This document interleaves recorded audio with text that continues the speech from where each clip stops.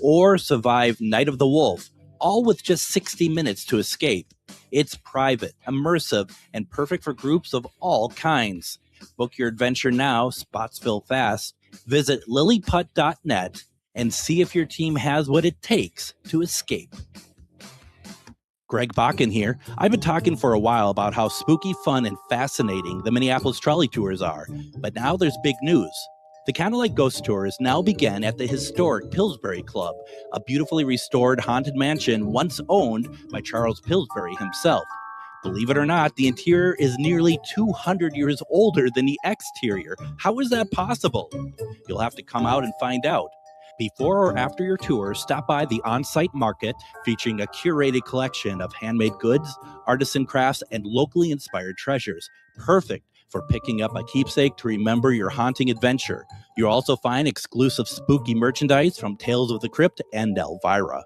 Then, climb aboard the climate-controlled trolley as we travel through Minneapolis' haunted hotspots, uncovering ghost stories that locals would rather keep buried. The mansion is restored to perfection, and there is no better way to spend an evening. Visit MinneapolisTrolleyTours.com for tickets and more information. With your AM 950 weather, I'm Patrick Lilia. Tonight, clearing with a low of 58, then Wednesday, sunshine with a high of 82. Maverick's Real Roast Beef has the best roast beef sandwiches in the Twin Cities, but don't miss out on the chicken, fish, brisket, Philly steak, and more. Maverick's is located in Roseville on Lexington Avenue, 1 mile south of Highway 36. Visit mavericksbeef.com. Portions of the following program may be pre-recorded. The views expressed and the opinions given by the individual host, guest, random reptoid, or chupacabra may not necessarily reflect those of AM 950 Radio, its affiliates, or its sponsors. Now, it's time to step into the unknown.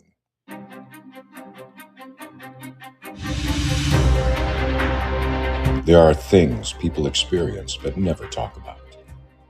A shadow moving in the corner, flickering of the lights, a disembodied voice. We invite you to talk with us. Share your story, share your experience, because this isn't just your story, this is our story. This is GhostBox Radio with Greg Bakun. And this is GhostBox Radio on AM 950, where every night we talk about the paranormal, ufology, Bigfoot, and so much more. My name is Greg Bakun. Thank you very much for joining us tonight. First of all, I just want to quickly say thank you to everybody who sent notes after last night's show that it was just me and kind of talking about some of the experiences that I've had where it kind of all stems from how do we and why do we believe in what we believe in, whether that be spirits, cryptids, aliens, whatever. And I shared some of my like paranormal stories where I basically said, it makes it impossible for me not to believe. And a number of you had reached out afterwards and said that you thought it was very interesting, but none of you shared your stories. And I'm hoping to get that at some point as well. But if you want to see the episode, as always, don't forget you could go over to GhostBox Radio with Greg Bakun on YouTube. See it again. All my shows are on Spotify, also am950radio.com. We keep an archive of all the episodes as well, plus going over to ghostboxradio.com. You can see it there as well. We have a name that has permeated through time, and it's been associated with the absolute opposite of good, total evil. And we're going to kind of break this down tonight. And this is a conversation I think you're going to really enjoy, and one that I am really excited about. Now, Dr. W.J. Brendle, Bill, is a paranormal scholar and historian of the unseen whose work examines how belief in extraordinary phenomena shapes culture, identity, and real-world events. He holds a PhD in metaphysics with a specialization in parapsychology and has spent decades researching documented cases involving cryptids, witchcraft, spiritual practice, and high strangeness claims. His approach combines historical records, cultural analysis, and firsthand study of esoteric traditions to better understand the psychological and social forces that sustained belief. Now, Dr. Brendle has been the author to many books that we're going to be talking about throughout the program and also in future episodes of the show. But he's also the writer, producer, and co-host of the Forever Paranormal podcast, where stories of the strange are brought to life with atmosphere and scholarship and an eye towards truth. Tonight, we are going to talk to him about his latest book, I Was Not Satan, The Real Story of Lucifer, which I think you're going to find very, very interesting. Dr. Bill, welcome to GhostBox Radio. Hi, Greg. Thanks for having me. I appreciate your time to get me on here. Oh my goodness, thank you very much. Well, you know, it's been a bit since we've had you on, and like we said prior to the show, where we're waiting to start, it's kind of interesting how it's like it's been 2 years since we've last had you on talk about cryptids, and it's great to have you on. Part of me was kind of like, why have I not had Dr. Bill back sooner? But we're changing that because there's always there's plenty to talk about with your work. And tonight, like I said, we're going to be talking about your most recent book, I Was Not Satan, The Real Story of Lucifer. This is interesting because there is a lot of lore around Lucifer, around the fact of being a fallen angel, but you are taking it from a very different approach. What was the purpose of the book that you wanted to achieve? My main purpose that I wanted to achieve with this book was to give a different angle of Lucifer. And I took it from a lot of different scriptures. There's a lot of assumption put into what scriptures say. There's a lot of assumption put in by your priests and your preachers and so on and so forth. It's not what the text actually says. Yeah. Right. So that was the main goal. And I thought, what a better way to do it than to write it from his perspective, which is what I've done. The book is almost like a memoir from Satan. And it talks in his perspective all the way through. But it's got ties to each one of us in our daily lives, including in it, that you're going to say, I'll ask a question, hey, can you relate to this? And you'll be like, yes, I relate to this exactly, or I understand this completely, because he wasn't a fallen angel. Okay, a lot there, right? And you know, the first thing that came to mind, and you and I talked about this once again before the show, we both were raised Catholic. And I think the thing that is really interesting about what you're saying here, and this, I do not want to offend anyone who is Catholic when I say this. Neither do I. but there when you're like, they kind of gloss over a lot of what is actually said versus the kind of the story that is going out there. I think this particular religion is very much kind of there is no gray area, is there? It's like good and evil, but there really isn't an in between as far as I'm concerned, as far as the way that it's presented. So the fact that you are doing this it really intrigues me, because this goes into an area that not too many priests would ever really even venture into, I would think. Oh, no, they won't at all. And, when you talk about the scriptures and stuff, Satan, the word Satan, does not come from Christianity at all. The word Satan comes from Judaism, and it's Satan, and it just means evil.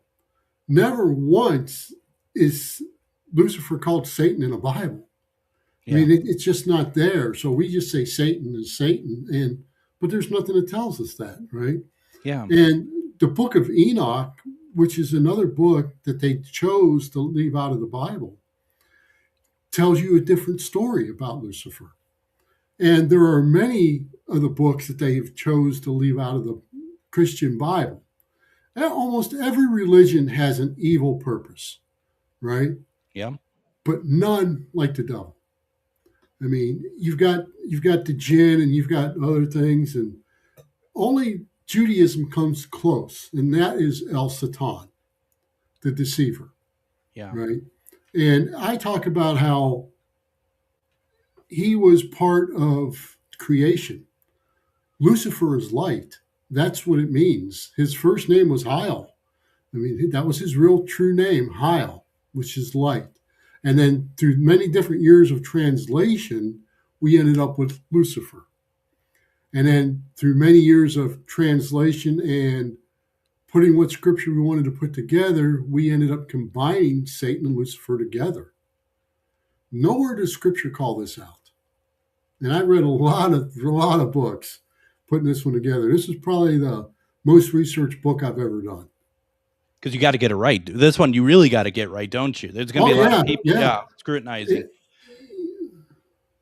I was going to say, and it's like, and there's times in there where we talk about, testing Job and this and that. He wasn't trying to deceive Job. If you go back and read the full scripture, he was doing what God had asked him to do to test Job. That's it. Yeah. That's all he was doing.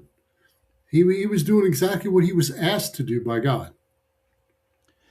This is going to sound odd because, first of all, as an angel, Lucifer would never have been a true human being, right?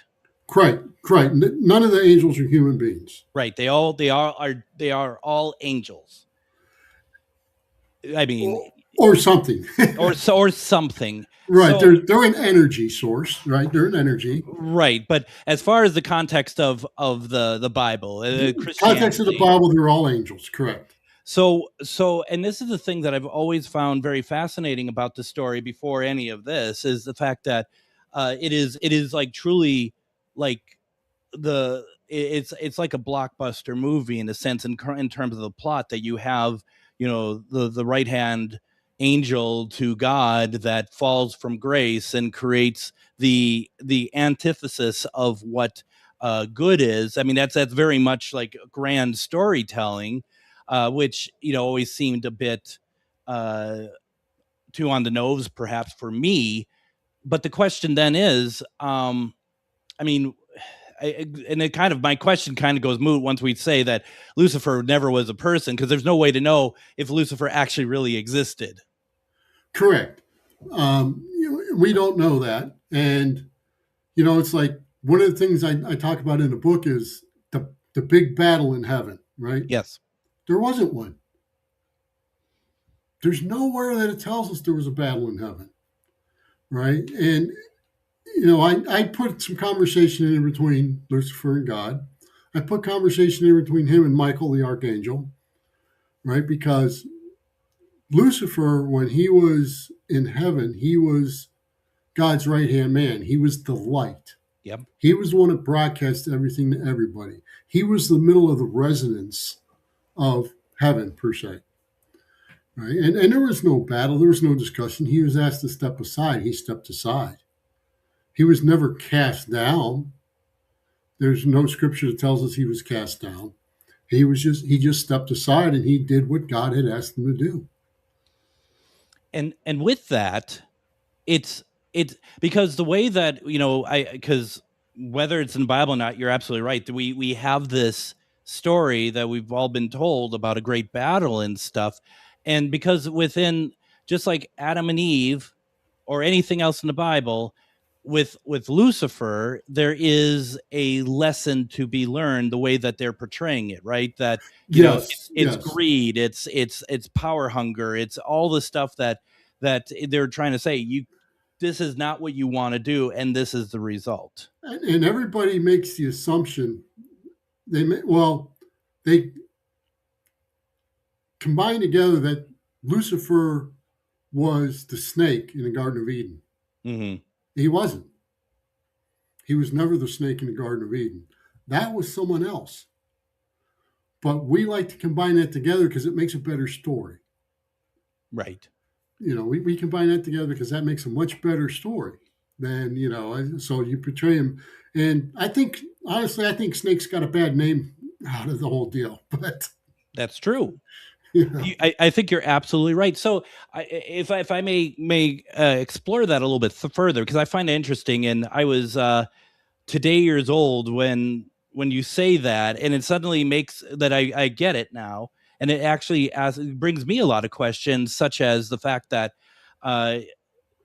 is the original intention of the Bible, at least in some of the books, that it's not necessarily like Satan that's evil, but to your point, even Satan is an actual translation of the word evil, that what it's trying to say is that they're just evil out there. There's evil out there. And my personal take on how the Bible was put together way back when was about control. And it was about being able to scare people and force them into behaving a certain particular way. Mm-hmm. And that's why some books were included, some weren't. It's like, goes back to your old folklore and your tales your grandmother told you back in the day. I mean, and the Bible was put together the same way. And the church, I researched, I did a book called Heretics of the Harvest Moon, the true story of the witch trials, where I went back from the 1400s all the way to current. And I was reading books in there from the 1500s and stuff that were just blowing my mind of what they were saying and how they wanted to control people. It's really interesting, and I got a comment here. Are you okay with some comments? Sure. Yeah. Because Nancy says several passages describe a cosmic battle in heaven involving. Whoops, where did I go? And can you still hear me? Yeah, I still hear you. I apparently am not good enough looking to be on camera, so that's okay. So I'm still here. Nancy says several passages describe a cosmic battle in heaven involving a being of great power who rebelled against God, traditionally identified as Lucifer and Satan.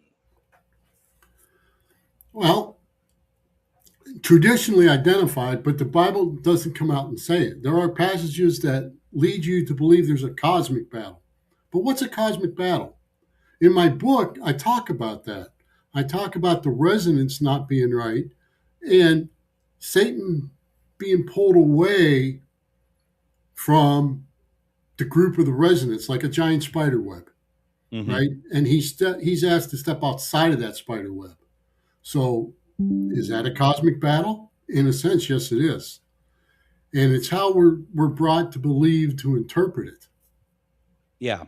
Well, that is the purpose of the Bible, right? Originally was the interpretation and the stories that have been passed down word of mouth from generations to generations, right? Correct. And I was just going to say, I had kind of lost my place when my camera decided that it doesn't like us talking about Satan, apparently, that, we could have a whole episode just about the books that were thrown out of the canon of Christianity and the Bible, that alone, and the Gospels and everything. That's pretty crazy. I don't know. I think that because that's the thing, and that's the thing that it kind of frustrates me, and I guess I can show a slight bias here, and I don't mean to, but I guess I do, is because I don't, because to me it always kind of comes back to control of what the narrative is in this, which I mean it's not surprising, but at the same time it's it just seems like, what are we missing with those books that have been thrown out? Yeah, and not just that, going back to Nancy's question, or comment, when you read different passages, you have to be careful to read them for what they say. Yes. And not what you were taught they meant when you were young. Yes. And when you look at the passage, a lot of the passages that way, they have a completely different meaning than what you thought they had. And I've often thought, in some of the theology classes that I had taken, and mind you, don't get me wrong, when I say taking theology classes doesn't mean that I'm some kind of understanding of it, but I remember talking about how that, like especially stories in the Old Testament there's facts to them, but there's also a lot of it's like a lot of a parable sort of analogies and stuff like that they are, because these stories are meant to teach. It's not necessarily a document of history. Right, correct. And they're I like to look at them as Aesop's fables, a lot of them. Yeah. There's a lesson there for us. It's not actually what took place, but how we should be. Absolutely.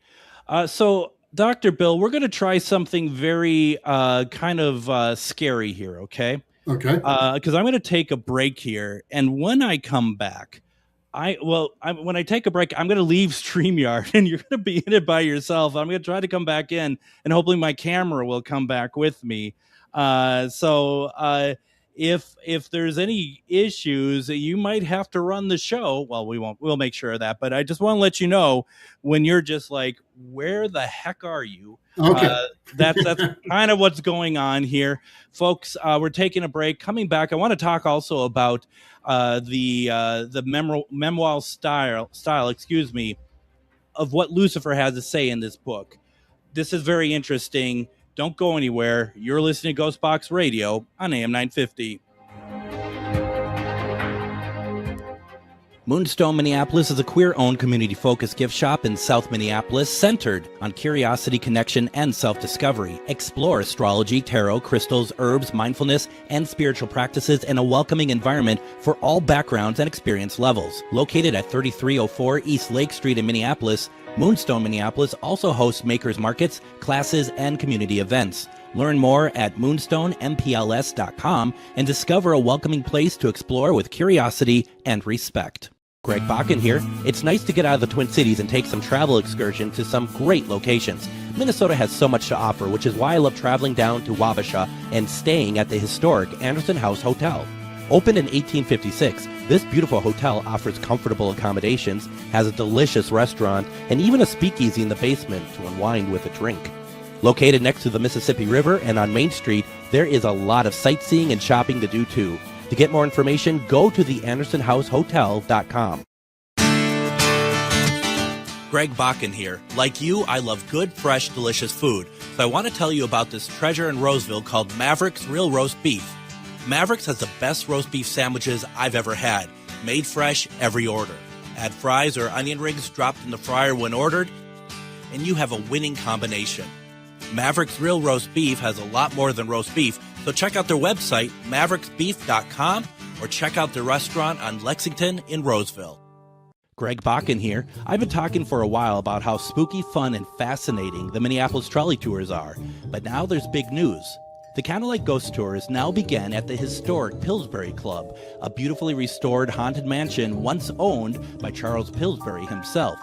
Believe it or not, the interior is nearly 200 years older than the exterior. How is that possible? You'll have to come out and find out. Before or after your tour, stop by the on-site market featuring a curated collection of handmade goods, artisan crafts, and locally inspired treasures. Perfect for picking up a keepsake to remember your haunting adventure. You'll also find exclusive spooky merchandise from Tales of the Crypt and Elvira. Then, climb aboard the climate-controlled trolley as we travel through Minneapolis' haunted hotspots, uncovering ghost stories that locals would rather keep buried. The mansion is restored to perfection, and there is no better way to spend an evening. Visit MinneapolisTrolleyTours.com for tickets and more information. Looking for something different for family fun, a night out with friends, or your next team-building event? Try the escape rooms at Lilliput. Step into the haunted mansion, race to find a cure in the bunker, or survive Night of the Wolf, all with just 60 minutes to escape. It's private, immersive, and perfect for groups of all kinds. Book your adventure now, spots fill fast. Visit lilliput.net and see if your team has what it takes to escape.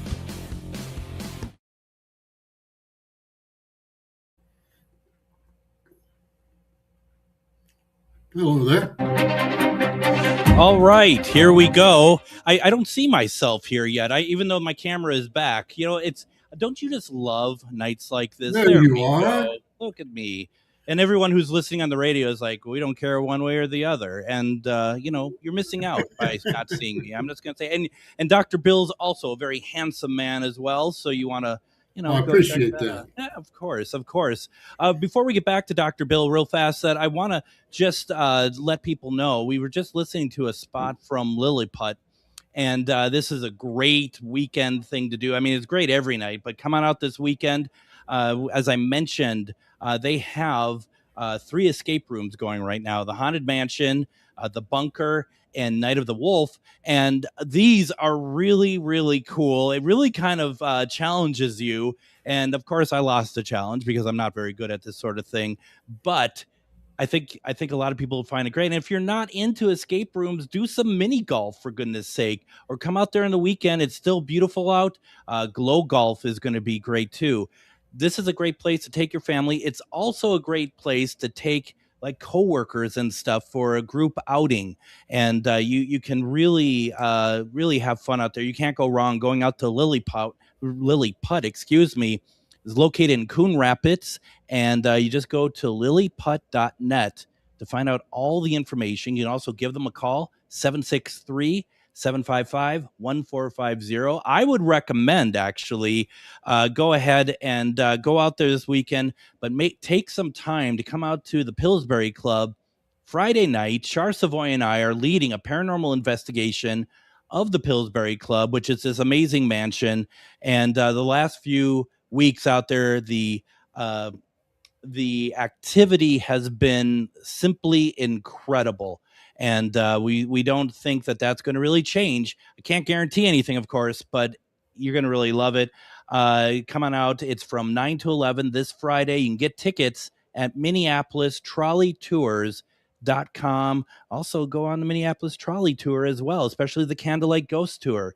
It's a lot of fun stuff, a lot of cool stuff going on in the Twin Cities. So please take advantage of it. And if you do some of the stuff that we're recommending on the show, please let them know that you've been hearing it on GhostBox Radio, because they're our partners, and we want to make sure that they know that we are doing our best to get the word out. Really appreciate it. Dr. Bill's book, which has just recently come out. The book is called I Was Not Satan, The Real Story of Lucifer. As I always say, if you want to get it, go to a local bookstore, go out there, and if they don't have it, ask them to order it. They will do so. It's always good to keep those places in business. I recommend going out to Moonstone, Minneapolis, and see if they can do it. Otherwise, if you're feeling generous, why don't you go ahead over to ghostboxradio.com, Ghostbox Book Club. I have an Amazon affiliated link. Every little bit helps this show. Just something to consider. But, as I always say, I don't care how you do it. Just support the authors. Get the book. These are really, really good books. And Dr. Bill, you also have your podcast. Would you like to talk a little bit about that? Yeah, I would. But right before we get to that, I would like to go over one passage real quick that a lot of people associate with Lucifer, right? Okay. And I've got to look away from another screen for a minute. It's Isaiah 14, mm-hmm. right? And Isaiah 14 really doesn't say Lucifer. The Hebrew phrase Hillel ben Shakar means shining one, son of the dawn, when they're talking about Isaiah. And it was poetic, not prophetic. It was never meant to describe an angel, nor is it a theological commentary on any celestial rebellion, right? What happened is when Jerome translated this into Latin, he didn't have a word for hail. So he used Lucifer, which means light bearer in Latin. And that's how that association got made. Okay. So I just wanted to bring that up and clear that up for everyone. Yeah, there's talk there about it, but that's how the association was made. It was translation. Yeah. Because there was no word.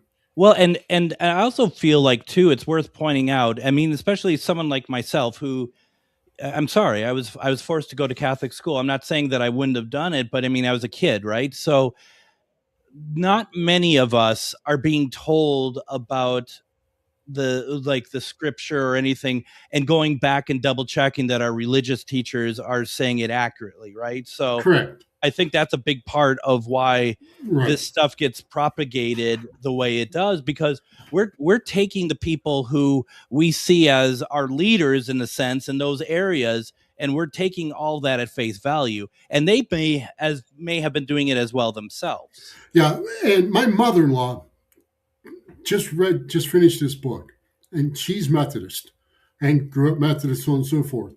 And she literally called me and says, "Wow, this was a great take on this. I never looked at things this way. I went back and pulled my Bible out and was rereading stuff. I was like, oh, good. I got you to do what I wanted you to do. You know, that was the whole concept of it. And we talk about things like that all the time on our podcast, Forever Paranormal, right? Getting back to that. Yeah. We talk about everything on that. We'll talk about, it's usually just my wife and I. We don't have guests. We don't interview. I come up with a subject every week. The poor woman has no idea what I'm going to talk about till we start. You know, and I just dump it on her. Here's what we're going to talk about this week. It may be a UFO. It may be a government conspiracy. It may be a haunted place. It may be things like this. Or, you know, one of the podcasts we did, I put into one of my articles, which I have on wjbrendle.com, called Who Really Gave Eve the Apple? Yes. Right? And it goes through all that stuff. And those are the different things we do on the show. And I try to keep it 30 minutes and less because, you know, that's my workout time. And I like to listen to my own show once a week, you know, hear how it sounds as I'm working out and stuff. So, you know, I try to keep it down where people can get it on a quick commute while they're working out. And we've got almost, I think we're getting close to 200 episodes. So we've been doing it a little while. You've been doing it a little while. And that's the thing, is that there's always plenty to talk about, isn't there? Oh yeah, there's plenty to talk about. I'm gonna push Katie Page here just a minute, right? Yeah. Because she's great in the UFO world, this and that. And I saw some blurb on a TV show not too long ago, and I was like, I never heard about this. And I researched, couldn't find anything about it. So I reached out to Katie, and she sent me everything. She's a great person, and I just did a podcast on it. And it's like, why did these two jets crash that we never heard about? These two fighter jets, you know, and those are different things that we'll do and different things we talk about. And every year we have a Groundhog episode because I love Groundhog Day. How can people find your podcast? It's the number 4, Ever Paranormal, and it's anywhere you can get a podcast. It's on YouTube, it's on Spotify, it's on Apple. Anywhere you pick up your podcast, you can pick that up. And please do. That's all I'm going to say. Please do. And if you don't like it, please comment. Yeah, I'm open. You know, I'm open to good criticism. So, you know, I don't want to make it better. It just, it just helps us grow. If there's something you don't like, let us know. If there's something you do like, let us know. Absolutely. And once again, as Dr. Bill brought up, his website is wjbrendle.com, and Brendle is spelled Brendle. So go there, check out, because there you can get the whole gambit of what you're doing, including the books that you're writing and all of it. Right. You can get signed copies off it. If you want a signed copy, you can order those off there directly. There's also a place to get a free ebook. Greg, I sent you one of those, I think. Yes, you did. You did. And you can get one of those just by signing up for my mailing list. And I try to put a little update out about every 6 weeks about what's coming out. And I try to put 2 articles a week that I have on Medium. Once they post on Medium, I put them over on the website. So, you know, under articles, there's a lot of interesting stuff there. Well, and forget the Amazon, going my Amazon, like who wouldn't want a signed copy? Go get the signed copy from wjbrendle.com and just get the book, right? Really, that's what it comes down to. Right. I don't care how you get the book, just read the book and leave a review. That is the biggest thing, isn't it? You got to leave a review. Yep. No. That's how the game is played these days, isn't it? Oh, it is, because the algorithms, I don't care whether it's Amazon or it's Barnes and Nobles, right? They look at the algorithms, and those reviews, you know, they help with the algorithms. Absolutely. Now, once again, the book tonight we're talking about is I Was Not Satan, The Real Story of Lucifer. Nancy in the comments has a question. She says, playing the devil's advocate for a moment. She said, I couldn't help that. I love that. See what you did there? Do you think Lucifer got a bad rap? Personally, I think Lucifer is doing what was asked of him to do. You know, if you believe in God, in the book, I don't want to give away the ending of the book, but I discuss that pretty much at the ending of the book. And I'll tell you, there's evil out there. There really is. Yeah. I mean, there's no doubt. But is it Lucifer? That's up to you to decide once you read the book. Well, let me ask you this, and if this is treading on that territory of giving anything away, I understand. But I mean, are we looking, or when we're talking about Lucifer, are we kind of talking in the same vein of how the Bible portrays Judas, for example? Right, exactly.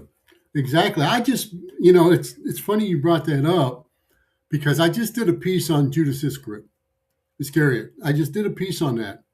And if you really read what it says in some of the other scriptures, because Judas has his own scripture out there, and it was one that was chosen not to put in the canon as well. And in it, he talks about doing exactly what Christ asked him to do. So yeah, he's got a bad rap. If you believe what was written in that text, he got a bad rap. So yeah, it's almost the same thing. It's interesting. It's really interesting. And I saw a National Geographic documentary from years ago of finding the Gospel of Judas, that it was really a lot of shambles, a lot of pieces, trying to kind of recreate. And it's like, once again, though, it's never was included with what we had in New Testament. Right. Well, it wasn't included in the Old Testament either, but those really weren't around then. More books were not included than were included. I'll say that much. I believe it. And, one of the things that always confused me personally growing up was, do we read the Old Testament and listen to that? Oh, you're not Jewish. Well, we read the New Testament and listen to that. Yeah, but we still got to go back to the Old Testament for certain things. Yeah. Wait a minute. I'm really confused. Which is which? So that's one of the reasons I started looking at these things many years ago. Absolutely. I want to. I know this is kind of a shortened break, or segment, but I want to go ahead and take our next break. And the reason why I want to do that is because I really want to get into, without interrupting you, how did you come to the point of creating the first person narrative that Lucifer is going to be talking about, the way you portray it in the book, and just kind of talk a little bit more about the book as well. So folks, don't go anywhere. You're listening to GhostBox Radio on AM 950. Greg Bakun here. I've told you about the out-of-the-world roast beef sandwiches at Maverick's Real Roast Beef, but I haven't told you about their Philly steak sandwiches, turkey, bacon, avocado sandwich, BLT, crispy chicken, fish sandwiches, brisket, or pulled pork. Okay, you get the idea. They make a lot of delicious food to the same standard as their famous roast beef sandwiches, and now I'm starving. I'm going to go to Maverick's Real Roast Beef off Lexington and Roseville, and you need to go too. Check out their menu at mavericksbeef.com. Greg Bakun here. I've been talking for a while about how spooky, fun, and fascinating the Minneapolis trolley tours are, but now there's big news. The Candlelight Ghost Tours now begin at the historic Pillsbury Club, a beautifully restored haunted mansion once owned by Charles Pillsbury himself. Believe it or not, the interior is nearly 200 years older than the exterior. How is that possible? You'll have to come out and find out. Before or after your tour, stop by the on-site market featuring a curated collection of handmade goods, artisan crafts, and locally inspired treasures. Perfect for picking up a keepsake to remember your haunting adventure. You'll also find exclusive spooky merchandise from Tales of the Crypt and Elvira. Then, climb aboard the climate-controlled trolley as we travel through Minneapolis' haunted hotspots, uncovering ghost stories that locals would rather keep buried. The mansion is restored to perfection, and there is no better way to spend an evening. Visit MinneapolisTrolleyTours.com for tickets and more information. Moonstone Minneapolis is a queer-owned community-focused gift shop in South Minneapolis centered on curiosity, connection, and self-discovery. Explore astrology, tarot, crystals, herbs, mindfulness, and spiritual practices in a welcoming environment for all backgrounds and experience levels. Located at 3304 East Lake Street in Minneapolis, Moonstone Minneapolis also hosts makers markets, classes, and community events. Learn more at moonstoneMPLS.com and discover a welcoming place to explore with curiosity and respect. It's that time of year where the weather is getting nice and it's time to get out of the house for some family fun. Lilliput is open for the season, and you know what that means. Lily Putt is known for its mini golf, go-karts, glow golf, jump pads, kiddie carts, gem mining, and even a new arcade. Lily Putt also has interactive and engaging escape rooms like the Haunted Mansion, the Bunker, or Night of the Wolf. Lily Putt is perfect for parties and group events. Stop by lilyputt.net for more information and hours of operation. Greg Bakun here. It's nice to get out of the Twin Cities and take some travel excursions to some great locations. Minnesota has so much to offer, which is why I love traveling down to Wabasha and staying at the historic Anderson House Hotel. Opened in 1856, this beautiful hotel offers comfortable accommodations, has a delicious restaurant, and even a speakeasy in the basement to unwind with a drink. Located next to the Mississippi River and on Main Street, there is a lot of sightseeing and shopping to do too.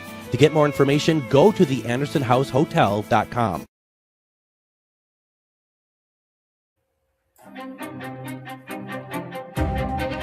And join me tomorrow on GhostBox Radio with Greg Bakun. We are going to see the return of quantum healer Matt Schmidt. And what we're going to be talking about tomorrow, I think, is very interesting. And I think it actually kind of dovetails into this a little bit.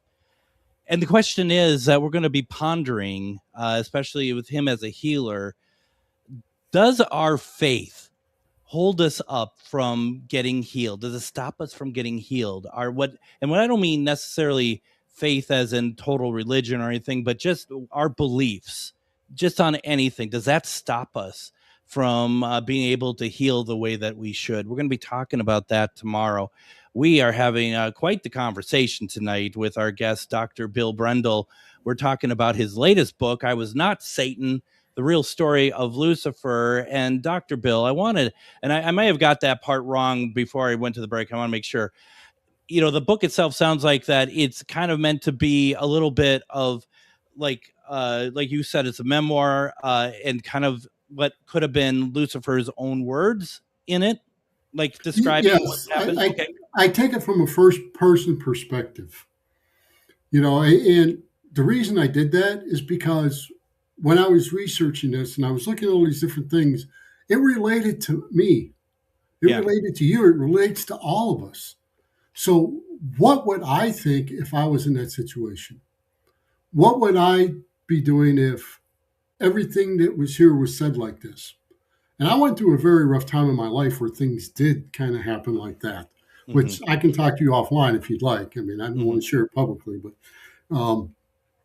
and that's how I come to put it in a first person perspective, because I could tie it to our everyday lives, you know, and you know, it's like when things happened, did he want them to happen, or did they happen because we decided he was to blame?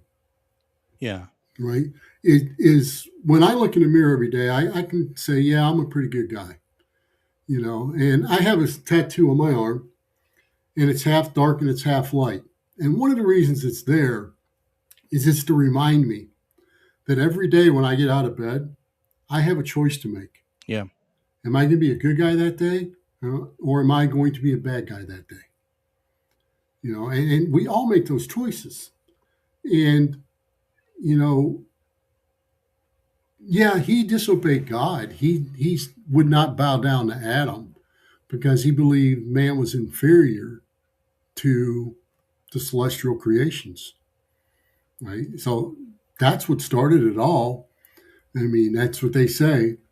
And, you know, I've been in that position before. I'm sure you've been in that position before. Mm-hmm. We've lost jobs or we've lost relationships or this or that because we've all been in that place.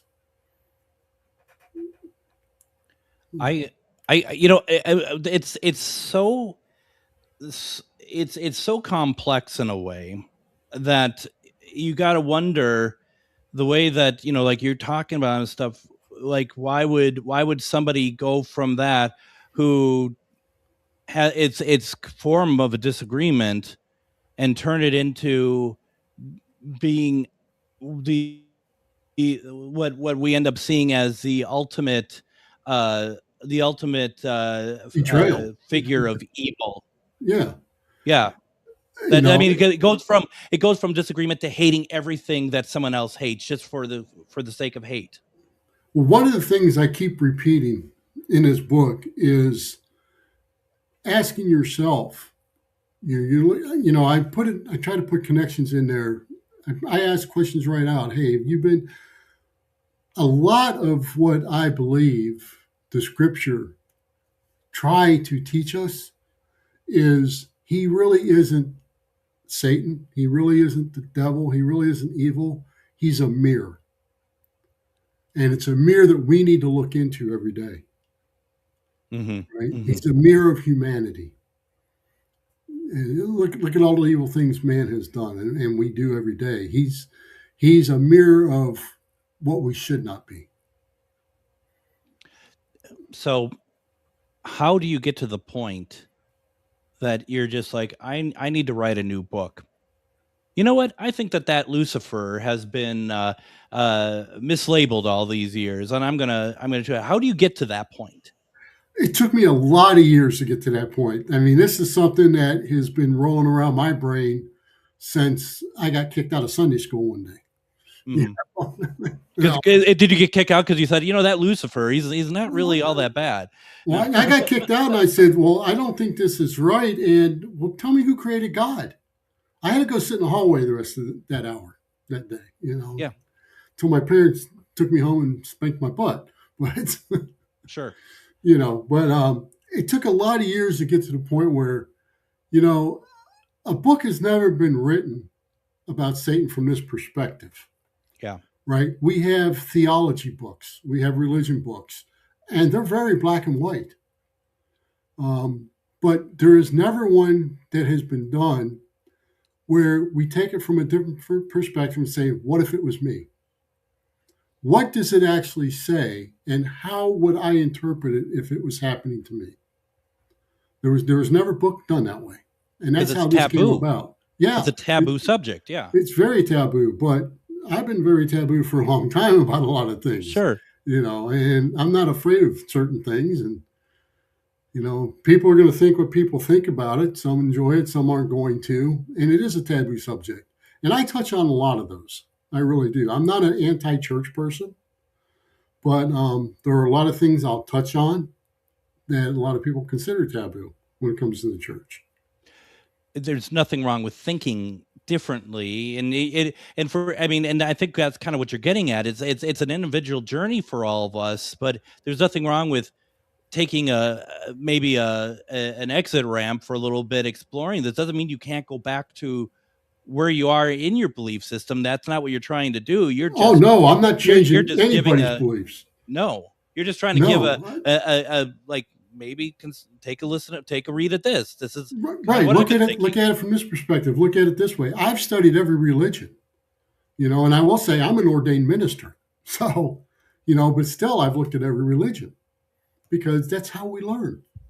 And everything's got to take a different perspective sometimes.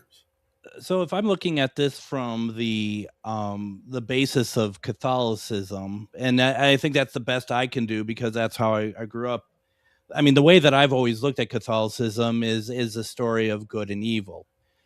Correct. This is like the fact of God and Satan. That's the cornerstone of what that is. Removing that, does that put the existence of God into question if we're putting the existence of Satan into question? I don't think it puts the existence of God into question at all. Mm-hmm. Maybe my interpretation of God may be different than yours. Sure. Right. But there is a God, I believe. Mm-hmm. But I believe we created Satan out of need. Yeah. To control, to basically out of a need to cover our butts on some of the things we did as human beings, even back in the day, To give it a face, to give evil a face, right? Right, exactly. Yeah. Did Lucifer exist? Yeah, but we created Satan. That's my belief. I could see that, and I can also see it's interesting too because I don't know if how much you've covered on your podcast and my show. I've had people who they are literally, they call themselves demon hunters, and I do not want to give the impression that don't believe them for 1 second, because that's not my place to believe or disbelieve, for that matter. I just like to know what's going on, or what they're doing. But so many of them, they literally are like, I am fighting Satan. I see him and his minions and all that stuff. And I just think it's such an interesting thing, because I tend to I think, fall more into your camp of, especially going through the Catholic system, of understanding why this was done, but it doesn't necessarily mean that it's correct. Right. And they may think they see Satan. Do they see a demon? Yeah, probably they do. Right. But when we say the word demon, that comes from a Christian side, right? We have the jinn. The jinn is a demon, right? We have the onslaught. They're a demon, right? And if you look at it with a Christian definition. So are there evil entities out there? Yes, absolutely. I believe there is. Yeah. But we just call everything a demon nowadays. We do. And we give it a Christian title. And sometimes that's where a lot of people get their concept completely wrong. Well, it's like, if you look at the earth, and we could say there's a lot of evil people on the earth, a lot of evil humans. They're not all led by one evil human. You know what I mean? Exactly. So why would we think that necessarily? I mean, it's so much easier to lump them, the demons, in that case, but not in the case of us being human. Right. So, I mean, you've got a Buddhist who is a mass murderer. Is Satan controlling him? Right. He can't be, because he doesn't exist in Buddhism. Exactly. Yeah. So, and it also takes away the idea that we have free will as well. Right. And free will is one of the things that separates us from everything else. We do have free will. And it's like, I wake up every day and make a decision who I'm going to be. Right? We have about 4 minutes left, and Nancy, I could tell Nancy's enjoying this tonight, and I really appreciate that. And she has some really good thoughts and questions. And here's another one that she has on here. She's like, I'm wondering what made God pick Lucifer to portray using that first person narrative as opposed to anyone else. And I think what she's really saying is, why, if we're going with the kind of the Judas model here, why Lucifer instead of someone else, some other angel? Lucifer was second to God. Yeah. He was the nearest, right? So who's going to be your most trusted? So it's a better storyline. It's a better storyline. Yeah. And why did I pick him? Because I've always been fascinated by Lucifer. Is he really as bad as what people say he is? I mean, let's think about just some of the stories. Okay, take some of the pop culture stories. You're drinking, you're having fun with your friends, you're overindulging on food, we're getting fat, this and that. Well, that's all because of Satan. It's a sin. Yep. It's a sin, right? But to follow God, I've got to be really bad sometimes, because he's going to kill my wife. He's going to turn her into salt, or he's going to do this, he's going to do that. And that's not fun to me. That's complete opposite of what I think it is. Yeah. So what life should we live? The one that we feel suited best for ourselves. No one can tell us either way. Well, and I mean, that's a whole other discussion too, okay, I'm going to ask this question. I think this is interesting. I mean, let's do it. We have about 2 minutes left. Okay. Nancy asked, how do you know it's not his influence? And I think what she means by that is to have you write this book. Well, I thought about that. And that's a good question. That really is a good question. And I thought about it. And I think the reason that it's not his influence is because I don't tell you he's good or bad. I let you decide for yourself in there. I'm not saying he's some great entity. I'm not saying he's some bad entity. I'm just saying he may have had a bad press agent. Yeah. Right? Yeah. So, and I don't have that strong of a Christian belief, right? I have a belief in God, but my Christian belief isn't that strong to say, oh, the devil's controlling me. Because I don't think the devil exists. Evil exists. Yeah. Yeah. No, it's interesting, and I just also feel like that, it's so many people in history have been kind of ignored by the Bible being during that time. I think like Mary Magdalene, stuff like that. Right, That yes. there's precedent as well. And Nancy has a follow-up, but I'm not going to be able to get to it right now. I just wanted to remind people, the book is called I Was Not Satan, The Real Story of Lucifer. Our guest tonight is author W.J. Brendle, Dr. Bill. And once again, you can go over to his website, and that is wjbrendle.com. Get the book. You get a signed book there. Otherwise, if you're feeling generous, please go over to ghostboxradio.com. There you can go to Ghostbox Book Club, get the affiliated link, and from there it would help us as well. But just get the book. Dr. Bill, I think we're going to have you on next month as well, aren't we?